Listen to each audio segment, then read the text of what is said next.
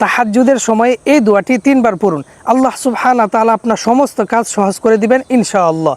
রব্বি ইয়াসসির ওয়ালা তুআসসির, রব্বি ইয়াসসির ওয়ালা তুআসসির, রব্বি ইয়াসসির ওয়ালা তুআসসির।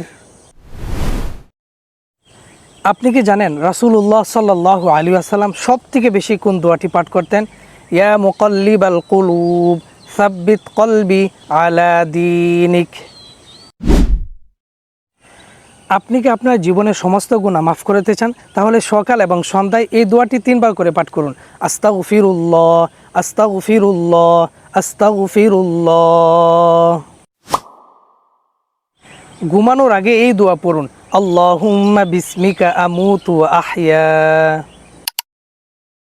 আমাদের অনেক সময় গলার মধ্যে কাঁটা বিঁধে যায়। ছোট্ট যদি একটি কাজ করেন তাহলে অল্প সময়ের মধ্যে আপনার সেই কাঁটা বের করতে পারবেন। কোরআনে একটি আয়াত আছে, সেই আয়াতটি পড়ে এভাবে মেসেজ করবেন।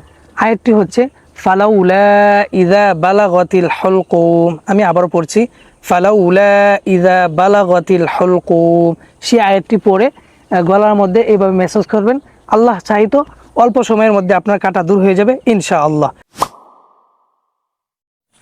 আমাদের অনেকেরই আছে প্রচণ্ড পেট ব্যথা হয়। সেই সময় যদি আপনি এই কাজটি করেন তাহলে অল্প সময়ের মধ্যে আপনার পেট ব্যথা ভালো হয়ে যাবে ইনশাআল্লাহ।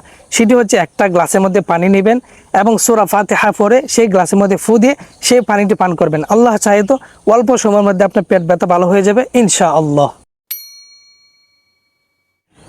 আপনি কি চান আল্লাহ সুবহানাহু ওয়া তাআলা সবসময় আপনাকে রহমতের চাদর দিয়ে ঢেকে রাখুক? তাহলে সকাল সন্ধ্যায় এই দোয়াটি বেশি বেশি পাঠ করুন।